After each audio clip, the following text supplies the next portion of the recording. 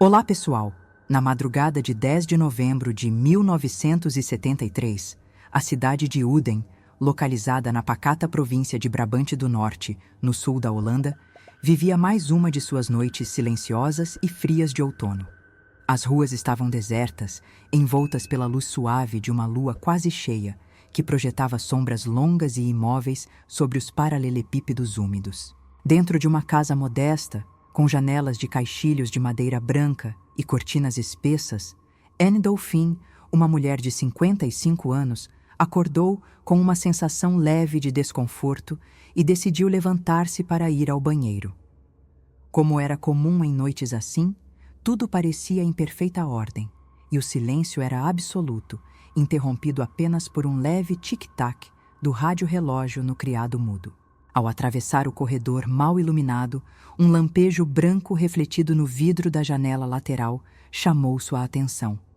Foi algo tão rápido que, num primeiro momento, Anne pensou ter imaginado, talvez causado por um farol distante ou o reflexo de alguma luz noturna. Seguiu para o banheiro, lavou o rosto e já se preparava para voltar à cama quando uma inquietação súbita a impediu de ignorar o que havia percebido. Algo dentro dela insistia que deveria olhar novamente pela janela, com mais atenção. Com passos silenciosos, puxou delicadamente a ponta da cortina e espiou para fora, tentando não fazer barulho para não acordar o marido, cujo sono era leve e oscilava devido a problemas cardíacos. O que Anne viu foi suficiente para fazê-la recuar instintivamente 2 passos, sentindo o coração acelerar. 3 figuras se deslocavam pela rua em frente à sua casa, numa formação quase alinhada.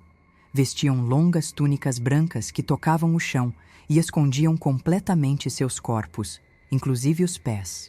As vestimentas, de tecido aparentemente espesso, possuíam capuzes que cobriam totalmente os rostos e se estendiam em pontas suaves sobre os ombros, com uma simetria que lhe parecia excessivamente incomum. Era como se os trajes tivessem sido moldados com um propósito específico, cerimonial ou técnico, algo que não parecia nem um pouco familiar. A rua onde passavam era estreita e ladeada por pequenas árvores e postes baixos de iluminação. Mas a luz da lua era clara o suficiente para permitir a Anne observar detalhes importantes. Os 2 seres à frente tinham estatura bastante reduzida, talvez pouco mais de 1 metro, e o terceiro, um pouco mais atrás, parecia ser ligeiramente mais alto. Mais do que a aparência das figuras, o que mais perturbava Anne era a forma como se movimentavam. Em vez de andar normalmente, os 3 pareciam deslizar suavemente pela superfície de pedra da rua, com os membros inferiores rígidos, como se não tivessem articulações. Nenhum som era produzido, nem mesmo o leve atrito de roupas com o chão. O silêncio absoluto reforçava a estranheza da cena. Um dos seres carregava um objeto de haste longa, semelhante a um varredor de carpete antigo, que deslizava de um lado a outro diante dele, como se estivesse inspecionando minuciosamente o chão. O instrumento não levantava poeira, não alterava a posição das folhas secas espalhadas ali, mas sua movimentação parecia obedecer a um padrão regular, cobrindo sempre a mesma largura da rua. Era como se aquele ser estivesse realizando um tipo de varredura, mas não no sentido convencional. Anne pensou, por um momento, em algum tipo de limpeza noturna, mas a aparência das criaturas e o silêncio total da ação tornavam essa hipótese cada vez mais absurda. Durante cerca de 5 minutos, ela permaneceu ali, imóvel, observando. O frio da madrugada penetrava pela fresta da cortina, mas o desconforto físico parecia irrelevante diante do que testemunhava. Sua mente tentava desesperadamente encontrar explicações racionais. Seriam pessoas disfarçadas? Algum ritual local? Mas nenhuma resposta conseguia justificar o modo de andar das figuras, seus trajes completamente fechados ou o estranho objeto em uso.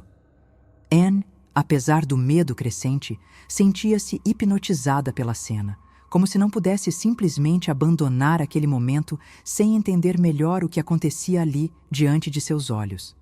Ela cogitou acordar o marido, mas conteve o impulso. Seu estado de saúde frágil e o risco de uma crise cardíaca a fizeram hesitar. O medo de assustá-lo com algo que talvez nem fosse real pesou mais do que a urgência de compartilhar o que via. Foi então que, num instante preciso, uma das figuras pareceu interromper seu movimento como se tivesse captado algo. Lentamente, ergueu a cabeça na direção da janela.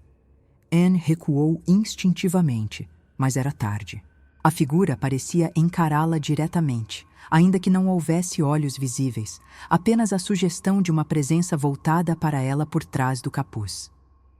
Imediatamente, a criatura se voltou para as outras duas, e sem nenhum tipo de comunicação visível ou verbal, o grupo inteiro girou e se afastou rapidamente. Ainda sem mover os pés, deslizaram pela rua como se flutuassem alguns centímetros acima do solo, desaparecendo poucos segundos depois atrás do prédio da escola primária que havia no final da rua. Anne ficou ali, paralisada, com as mãos tremendo e a respiração entrecortada. A imagem das criaturas se dissolvendo na penumbra parecia impossível de esquecer. Um silêncio ainda mais opressor tomava agora o ambiente, como se o próprio mundo houvesse suspendido o tempo após aquela estranha aparição. Demorou alguns minutos até que conseguisse sair do estado de torpor. A casa continuava silenciosa, com os móveis imóveis e as luzes apagadas, mas o interior de Anne fervilhava. A sensação de ter testemunhado algo inexplicável não a deixava em paz. Ao se virar para retornar ao quarto, notou que seus pés estavam frios contra o piso e só então percebeu o quanto havia ficado parada. Caminhou devagar até o quarto, determinada a acordar o marido e contar tudo. Ainda não sabia como iniciaria a conversa, nem como descreveria o que vira sem parecer perturbada. Mas ao entrar no quarto e puxar a cortina da janela dos fundos para observar a rua lateral, algo ainda mais desconcertante surgiu diante de seus olhos.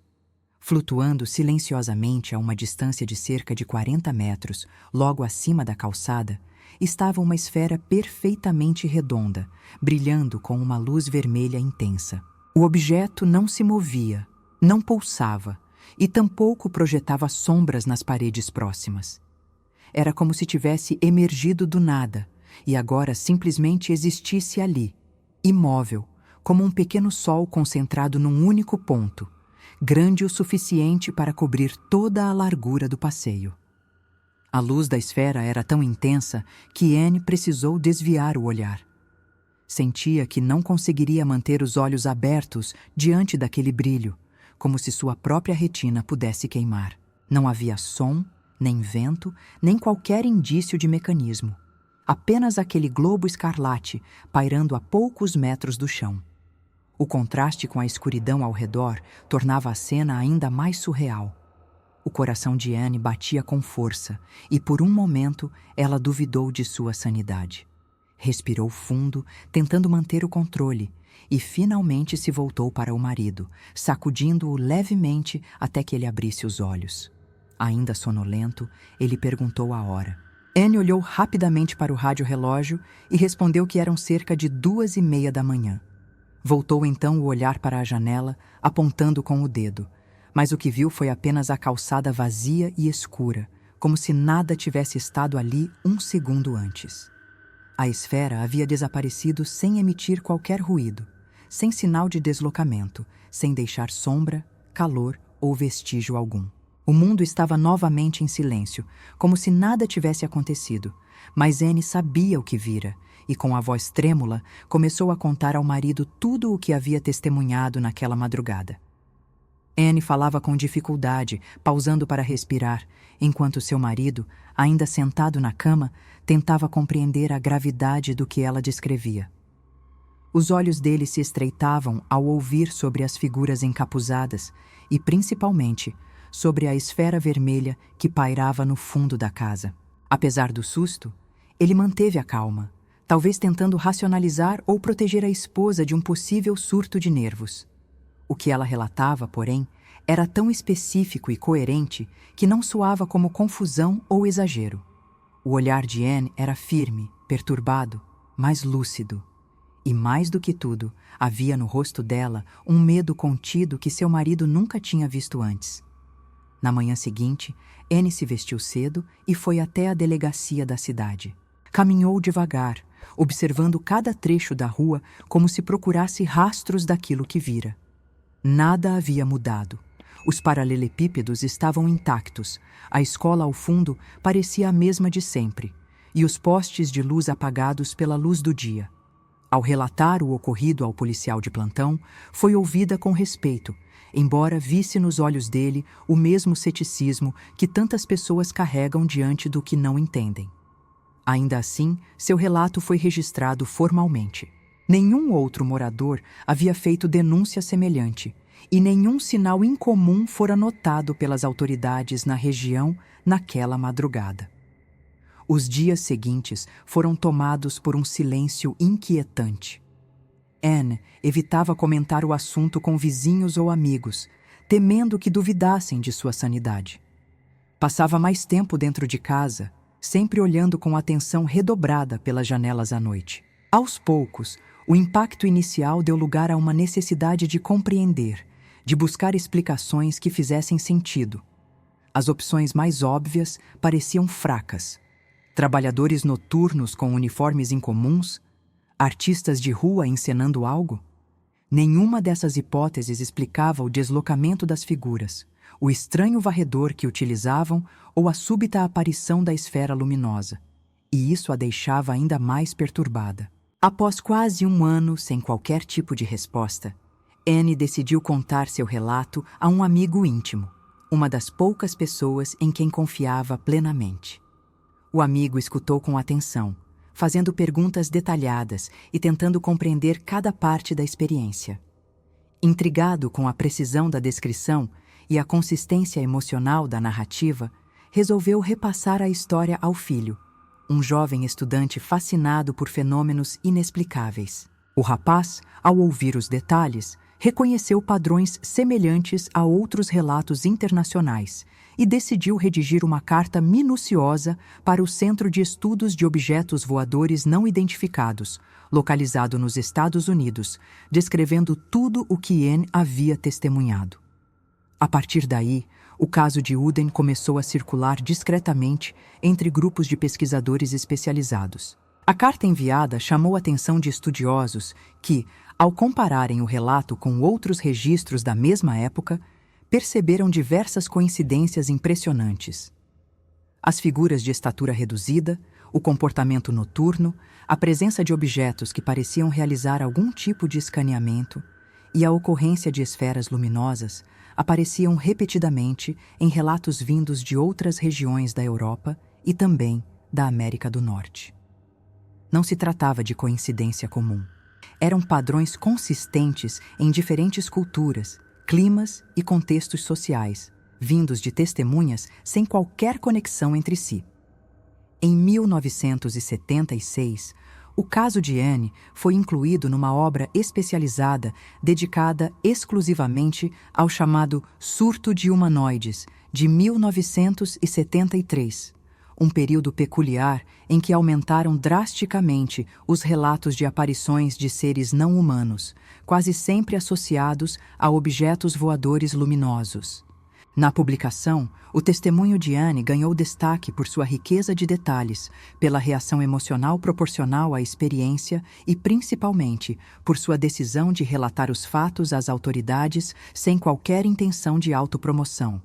Esses elementos ajudaram a consolidar o relato como um dos mais confiáveis e bem documentados daquele ano. Nos anos seguintes, pesquisadores holandeses decidiram visitar Anne pessoalmente. Realizaram entrevistas em diferentes momentos e com diferentes abordagens, sempre registrando as mesmas respostas, a mesma postura calma e a coerência impressionante entre os detalhes. Em todas as ocasiões, Anne mostrava-se disposta a colaborar, sem mostrar sinais de invenção ou sensacionalismo. Quando questionada sobre suas emoções, ela descrevia o medo, a confusão e a impotência de forma natural, como quem revive uma memória indesejada, mas incontestável. Essas conversas foram fundamentais para reforçar a autenticidade do caso e garantir sua preservação nos arquivos ufológicos mais respeitados da Europa. Apesar da seriedade com que o relato passou a ser tratado por especialistas, surgiram ao longo do tempo hipóteses alternativas. Algumas pessoas sugeriram que as figuras vistas por Anne poderiam ser funcionários de serviços públicos inspecionando tubulações subterrâneas, talvez vestindo trajes de proteção. Outros cogitaram que fossem foliões participando de uma celebração regional, trajando fantasias excêntricas e brincando em silêncio pela cidade. No entanto, essas explicações não resistiam à análise minuciosa.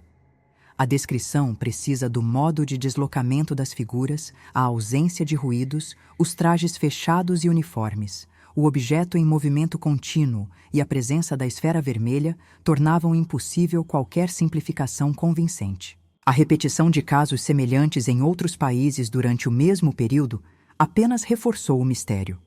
Foram identificados relatos envolvendo criaturas pequenas, esferas luminosas e instrumentos semelhantes a varredores em países como Bélgica, França, Canadá e Estados Unidos.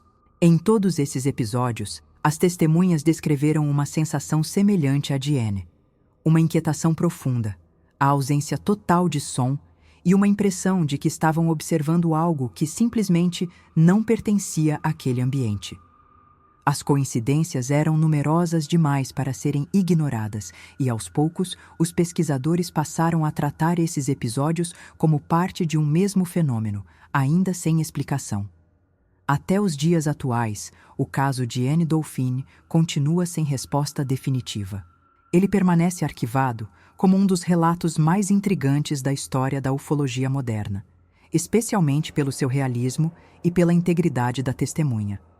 Em entrevistas raras, já em idade avançada, Anne repetia sempre as mesmas palavras. Eu não sei o que vi, mas sei que vi. Não tenho explicação, mas também não tenho dúvidas.